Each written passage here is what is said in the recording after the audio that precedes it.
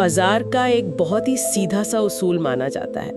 या तो कोई एक सदी पुरानी धीमी रफ्तार वाली पारंपरिक पारिवारिक कंपनी हो सकती है, या फिर डेटा एनालिटिक्स और डिजिटल मार्केटिंग के दम पर उड़ने वाला कोई आक्रामक टेक स्टार्टअप। हाँ, ये दोनों चीजें एक साथ होना मतलब लगभग नामुमकिन सा लगता है। बिल्कुल, लेकिन आज हम जिस ब्रांड का गहन विश्लेषण करने जा रहे हैं ना, उसने इस उसूल को पूरी तरह से पलट कर रख दिया है। हम बात कर रहे हैं त्रिभुवन दास भीमजी जवेरी यानी TBZ की। बहुत ही दिलचस्प केस स्टडी है ये, है ना? एक ऐसा ब्रांड जो अपनी 1864 की पुरानी पारिवारिक तिजोरी में बैठा है, जिसके एक भी शेयर गिरवी नहीं है, लेकिन फिर भी उसने मुनाफे में 45% की ऐसी जबरदस्त छलांग लगाई है जिसने बाजार के बड़े बड़े दिग्गजों को हैरान कर दिया है। और यही विरोधाभास आज की हमारी चर्चा का मुख्य विषय है। एक तरफ 100 साल पुरानी विरासत है और दूसरी तरफ मॉडर्न रिटेल की आक्रामकता। सही कहा। और आज हम उनके हालिया Q3 FY25 और 9 महीनों के इन्वेस्टर प्रेजेंटेशन और साथ ही ICRA द्वारा दी गई उनकी रेटिंग रिपोर्ट का विश्लेषण करेंगे। हाँ, और ट्रेंड लाइन के उस बेहद दिलचस्प डेटा पर भी बात करेंगे, जहां TBG की सीधी टक्कर बाजार के एक और दिग्गज मतलब कल्याण ज्वेलर से की गई है। बिल्कुल, और इस पूरी चर्चा का मिशन यही समझना है कि कैसे कोई ब्रांड अपनी जड़ों से जुड़े रहकर भी खुद को इतना मॉडर्न बना सकता है कि वो आज के इस गलाकाट प्रतिस्पर्धी बाजार में सिर्फ टिक ही नहीं रहा बल्कि नए रिकॉर्ड बना रहा है। वैसे इतिहास का एक बहुत ही दिलचस्प पहलू ये है कि TBZ वही ब्रांड है जिसने 1938 में भारत में पहली बार बाईबैक गारंटी की शुरुआत की थी। और उस 1938 वाले कदम के पीछे के मनोविज्ञान को समझना बहुत जरूरी है। उस दौर में हॉलमार्क जैसा कुछ नहीं होता था। हाँ, तब तो सब भरोसे पर चलता था। बिल्कुल, सोने की शुद्धता पूरी तरह से जौहरी के दावे पर निर्भर करती थी। ऐसे असंगठित बाजार में जहां ग्राहक हमेशा ठगे जाने के डर में रहता था, किसी ज्वेलर का ये कहना कि आप जब चाहें ये गहना हमें वापस बेच सकते हैं, ये केवल एक मार्केटिंग स्टंट नहीं था। तो ये क्या था? ये रिटेल खरीदारों के लिए तरलता मतलब लिक्विडिटी की पहली गारंटी थी। इसने रातों रात बाजार में भरोसे की पूरी परिभाषा को बदल कर रख दिया था। अरे वाह! और आज जब हम उनके Q3 FY25 के वित्तीय आंकड़ों को देखते हैं तो वो 1938 वाला भरोसा आज के रेवेन्यू में भी झलकता है। बिल्कुल झलकता है। आंकड़ों की बात करें तो TBZ के ऑपरेशन से होने वाले रेवेन्यू में इस तिमाही में 25.21% की साल दर साल वृद्धि हुई है, जो कि बहुत बड़ी बात है। हाँ, ये आंकड़ा लगभग 9,278 मिलियन रुपए यानी करीब 927 करोड़ रुपए तक पहुंच गया है। लेकिन 25% की ये ग्रोथ सुनने में बहुत अच्छी लगती है। फिर भी एक सवाल जो मन में आता है वो ये कि क्या ये सिर्फ सोने के बढ़ते दामों का नतीजा है या सच में कंपनी के अंदरूनी ढांचे में कुछ बड़ा बदलाव हो रहा है? ये बहुत ही सटीक सवाल है। केवल रेवेन्यू का बढ़ना पूरी कहानी कभी नहीं बताता। असली कहानी मुनाफे के मार्जिन में छिपी होती है। अगर हम उनके ग्रॉस मार्जिन को देखें तो वो 12.47% पर एकदम स्थिर बना हुआ है। अच्छा, इसे समझने के लिए मैं एक एनालॉजी का इस्तेमाल करना चाहूंगी। हाँ बिल्कुल। ग्रॉस मार्जिन को हम एक गाड़ी के इंजन की बुनियादी पावर समझ सकते हैं कि कंपनी अपना सामान बेचकर और कच्चे माल का खर्च निकालकर कितना बुनियादी मुनाफा कमा रही है। सही उदाहरण है। तो TBZ का 12.47% का ग्रॉस मार्जिन ये बताता है कि उनका इंजन बहुत ही भरोसेमंद और स्थिर है। लेकिन असली जादू तब होता है जब हम उनके EBIDO को देखते हैं। हाँ, वहाँ आंकड़े वाकई चौंकाने वाले हैं। बिल्कुल। EBITDA में 33.88% का भारी उछाल आया है, जो 605 मिलियन रुपए के पार चला गया है। और यहीं पर हमें ऑपरेटिंग लेवरेज के कॉन्सेप्ट को समझना होगा। आपने जो इंजन का उदाहरण दिया ना, उसी को आगे बढ़ाते हैं। ठीक है। EBITDA ये बताता है कि असली सड़क पर सारे झटकों और खर्चों जैसे कर्मचारियों की सैलरी, बिजली का बिल, दुकानों का किराया, इन सब के बाद वो गाड़ी कितनी स्पीड दे रही है। मतलब नेट परफॉर्मेंस। बिल्कुल। TBZ के मामले में उनका EBITDA मार्जिन 42 बेसिस पॉइंट्स बढ़कर 6.52% हो गया है। और आसान भाषा में कहें तो बेसिस पॉइंट्स का मतलब प्रतिशत का 100वां हिस्सा होता है। हाँ, तो 42 बेसिस पॉइंट्स का मतलब है लगभग आधा प्रतिशत। सुनने वालों के लिए ये जानना दिलचस्प होगा कि जब कोई 900 करोड़ रुपए से ज्यादा की बिक्री कर रहा हो तो मार्जिन में आधे प्रतिशत का सुधार भी मुनाफे में करोड़ों रुपयों का इजाफा कर देता है। वाह, मतलब उन्होंने इंजन तो वही रखा है लेकिन अपनी गाड़ी का वजन कम कर दिया है, खर्चों पर लगाम कसी है, जिससे उनकी स्पीड 33% बढ़ गई। एकदम सही। उन्होंने अपनी टॉप लाइन यानी बिक्री बढ़ाई, लेकिन अपने ऑपरेटिंग खर्चों को उसी तेजी से नहीं बढ़ने दिया। इसी चतुराई भरे कॉस्ट मैनेजमेंट को ऑपरेटिंग लेवरेज कहते हैं। और इसका सीधा असर हम उनके शुद्ध मुनाफे मतलब प्रॉफिट आफ्टर टैक्स पर देख सकते हैं। बिल्कुल देख सकते हैं। Q3 FY25 में उनका शुद्ध मुनाफा करीब 305 मिलियन रुपए रहा, जिसमें 45.41% की जबरदस्त वृद्धि देखी गई। मतलब बिक्री बढ़ी 25%, लेकिन शुद्ध मुनाफा बढ़ा 45%। और 9 महीनों के आंकड़े भी यही कहानी कह रहे हैं, जहां मुनाफे में लगभग 50% की बढ़ोतरी हुई है। लेकिन ये मुनाफा किसी जादू से तो नहीं आया होगा? नहीं, बिल्कुल नहीं। अगर हम इस शानदार वित्तीय प्रदर्शन के पीछे की रणनीति को डिकोड करें तो हमें ग्राहकों की आवाजाही और मार्केटिंग के डेटा पर नजर डालनी होगी। उन्होंने टियर 2 शहरों की क्रय शक्ति को पहचानते हुए जयपुर, भुवनेश्वर और राउरकेला में नए स्टोर खोले हैं। लेकिन स्टोर खोलना तो एक बात है, जो डेटा मुझे सबसे ज्यादा हैरान कर रहा है वो है ग्राहकों का फुटफॉल। हाँ, वो आंकड़ा सच में बहुत दिलचस्प है। पिछले साल की तुलना में इस तिमाही में स्टोर में आने वाले ग्राहकों यानी वॉक-इन्स में लगभग 10% की वृद्धि हुई है। और इससे भी बड़ी बात, इनमें से 45 से 50% बिल्कुल नए ग्राहक थे, जो कि इस इंडस्ट्री में बहुत दुर्लभ है। वही तो। ज्वेलरी बाजार एक ऐसा बाजार है जहां लोग पीढ़ियों से एक ही फैमिली ज्वेलर से बंधे होते हैं। ऐसे बाजार में 160 साल पुराने ब्रांड के पास 50% नए ग्राहकों का आना कोई आम बात नहीं है। ये कोई संयोग नहीं है, इसके पीछे उनकी बहुत ही सोची समझी मार्केटिंग रणनीति काम कर रही है। अच्छा। हाँ, अगर आप उनके हालिया अभियानों को देखें तो उन्होंने हर महीने के लिए एक लक्षित थीम चुनी है। हाँ। अक्टूबर में त्योहारी सीजन के लिए उन्होंने त्योहार मतलब TBZ अभियान चलाया। हाँ। और आइरिस नामक एक बहुत ही खास पेस्टल डायमंड कलेक्शन लॉन्च किया, जिसमें गुलाबी हीरे और हरे रंग का कॉम्बिनेशन था। पेस्टल डायमंड्स, ये तो मतलब पारंपरिक भारतीय सोने के गहनों की छवि से बिल्कुल अलग है। यही तो उनका मास्टर स्ट्रोक है। वो समझ रहे हैं कि आज का युवा यानी जेनजी और मिलेनियल्स आभूषणों को केवल तिजोरी में रखने वाले इन्वेस्टमेंट के रूप में नहीं देखता। सही कहा, वो इसे पहनना चाहते हैं। बिल्कुल, वे इसे डिजाइन, फैशन स्टेटमेंट और उपहार के नजरिए से देखते हैं। इसीलिए दिसंबर में उन्होंने गिफ्ट ऑफ लव अभियान के तहत हॉलिडे सीजन के लिए डायमंड ज्वेलरी को प्रमोट किया। और कंपनी के नजरिए से देखें तो हीरे के गहनों में सोने के मुकाबले मार्जिन काफी ज्यादा होता है, जो अंततः उनके उस 45% मुनाफे की वृद्धि में योगदान दे रहा है। लेकिन यहाँ एक बात हजम नहीं हो रही है और इस पर मैं वाकई में थोड़ी क्लैरिटी चाहूंगी। हाँ, पूछिए। आप खुद कह रहे हैं कि ये द ओरिजिनल सिंस 1864 की टैगलाइन वाला एक प्रीमियम ब्रांड है। बिल्कुल है। लेकिन इन्वेस्टर प्रेजेंटेशन के डेटा के अनुसार उन्होंने ग्राहकों को खींचने के लिए सोने की मेकिंग चार्ज पे फ्लैट 499 रुपये प्रति ग्राम और डायमंड ज्वेलरी की मेकिंग पर 100% की छूट जैसे भारी ऑफर्स चलाए। हाँ, ये ऑफर्स तो थे। तो ये तो किसी सड़क किनारे लगने वाली सेल जैसा लग रहा है।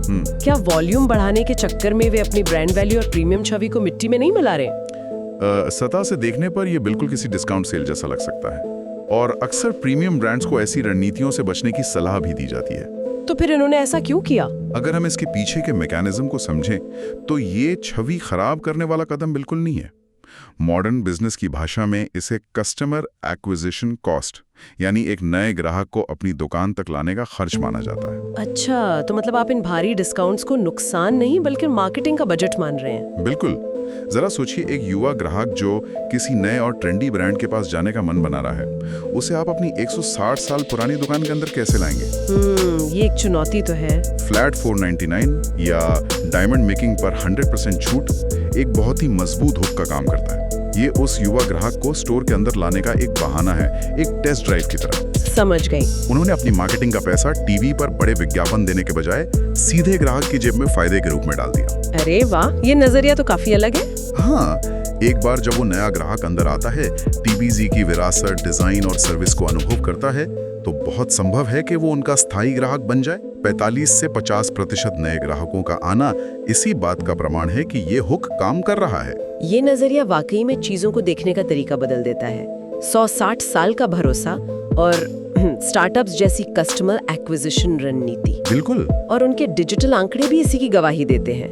डिजिटल विज्ञापनों के जरिए उन्होंने लगभग 80 मिलियन इम्प्रेशंस हासिल किए और 16 मिलियन यूजर्स तक अपनी पहुंच बनाई। वो भी बहुत बड़ा नंबर है। हाँ, व्हाट्सएप, एसएमएस और सोशल मीडिया के मल्टी चैनल उपयोग से ये साफ है कि वे सिर्फ पारंपरिक अखबारों के विज्ञापनों तक सीमित नहीं है। सही कहा। तो अब तक हमने ये देखा कि टीबीजी अपने आप में कितना मजबूत है, लेकिन बाजार कभी भी आइसोलेशन में काम नहीं करता। आपकी असली स्थिति तब पता चलती है जब आपकी तुलना आपके प्रतिद्वंदियों से की जाती है। और यहीं पर हमारे विश्लेषण का सबसे रोमांचक हिस्सा शुरू होता है। ट्रेंडलाइन के डेटा ने टीबीजे की तुलना बाजार के एक और बहुत बड़े दिग्गज मतलब कल्याण ज्वेलर्स से की है। हाँ, और नतीजे ऐसे हैं जो किसी को भी सोचने पर मजबूर कर देंगे। बिल्कुल, ट्रेंडलाइन किसी भी कंपनी को 38 अलग-अलग मापदंडों पर मापता है और हैरान करने वाली बात यह है कि इन 38 में से 27 मापदंडों पर टीबीजे कल्याण ज्वेलर्स से बेहतर प्रदर्शन कर रहा है। कल्याण का स्कोर केवल 11 रहा। 27 और 11 का ये अंतर एक तरफा मुकाबला लगता है। अगर हम इन फंडामेंटल्स की गहराई में जाएं तो तस्वीरें और साफ होती हैं। टीबीजे का net profit quarter on quarter growth 612% के पार है। वाओ! जबकि कल्याण ज्वेलर्स का यही आंकड़ा 118% है। ये तो बहुत बड़ा अंतर है। इसके अलावा ट्रेंड लाइन के ड्यूरेबिलिटी स्कोर में भी टीबीजे 80 के स्कोर के साथ कल्याण के 60 के स्कोर से काफी आगे है। अच्छा, ये ड्यूरेबिलिटी स्कोर क्या बताता है? ड्यूरेबिलिटी स्कोर ये मापता है कि कंपनी का वित्तीय ढांचा लंबी अवधि में कितना टिकाऊ है, और 80 का स्कोर एक बेहद ठोस बुनियाद की ओर इशारा करता है। हालांकि निष्पक्षता के लिए यह बताना भी जरूरी है कि रेवेन्यू ग्रोथ यानी टॉप लाइन के मामले में कल्याण ज्वेलर्स लगभग 66.2% की वृद्धि के साथ टीबीजेड के 56.7% से आगे है। हाँ, कल्याण टॉप लाइन ग्रोथ में करीब 9.5% से आगे है। बिल्कुल, लेकिन बॉटम लाइन यानी मुनाफे में टीबीजेड मीलों आगे है। इसके अलावा बाजार के मोमेंटम स्कोर में भी टीबीजेड 66.5 के साथ कल्याण के 60.5 से बेहतर है। यहाँ एक और बहुत महत्वपूर्ण आंकड़ा है जो दोनों कंपनियों में बिल्कुल समान है, और वो है प्योट्रॉस्की स्कोर। दोनों ही कंपनियों का प्योट्रॉस्की स्कोर 7 है। प्योट्रॉस्की स्कोर? ये नाम सुनने में बहुत तकनीकी लगता है। इसका असल में मतलब क्या होता है और ये 7 का स्कोर क्यों मायने रखता है? प्योट्रॉस्की स्कोर को हम एक कंपनी का फुल बॉडी हेल्थ चेकअप मान सकते हैं। अच्छा, ये 9 पैमानों का एक टेस्ट है जो ये देखता है कि क्या कंपनी के पास वास्तव में कैश आ रहा है, क्या उनके मार्जिन सुधर रहे हैं, और क्या वे अपनी क्षमता से ज्यादा कर्ज तो नहीं ले रहे। तो ये वित्तीय स्थिरता मापता है। बिल्कुल, 9 में से 7 अंक मिलने का सीधा सा मतलब है कि कंपनी की बुनियादी वित्तीय सेहत कंक्रीट की तरह मजबूत है। इस पैमाने पर दोनों ही कंपनियां बेहतरीन स्थिति में हैं। यहाँ तक तो सब कुछ टीबीजेड के पक्ष में नजर आ रहा है। मतलब ग्रोथ शानदार है, मार्जिन बेहतर है, ड्यूरेबिलिटी ज्यादा है। हाँ, लेकिन जैसे ही हम शेयर होल्डिंग यानी कंपनी के मालिकाना हक के डेटा पर आते हैं, पूरी कहानी पलट जाती है। और ये सबसे दिलचस्प हिस्सा है। टीबीजेड के पास 74.1% प्रमोटर होल्डिंग है, मतलब कंपनी चलाने वाले परिवार का पूरा और अटूट नियंत्रण है। और सबसे बड़ी बात, उनका एक भी शेयर गिरवी नहीं है, 0% प्लेज।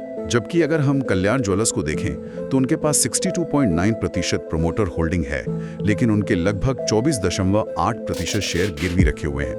प्रमोटर्स द्वारा शेयर गिरवी रखकर पूंजी जुटाना बाजार में अक्सर एक जोखिम के रूप में देखा जाता है। क्यों? क्योंकि अगर बाजार गिरता है तो लेंडर्स उन शेयरों को बेच सकते हैं। समझ गई। तो अगर टीबीजेड के फंडामेंटल्स इतने मजबूत हैं, प्रमोटर होल्डिंग ठोस है और शेयर भी गिरवी नहीं है, तो बड़े संस्थागत निवेशक कहाँ हैं? यही तो सवाल है। मेरा मतलब है फॉरेन इंस्टीट्यूशनल इन्वेस्टर्स यानी FII और देश के बड़े म्यूचुअल फंड्स।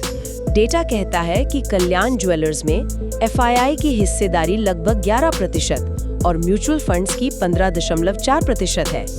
लेकिन टीबीजेड में FII केवल 1.5% और म्यूचुअल फंड की हिस्सेदारी तो 0 है। हाँ, 0 है।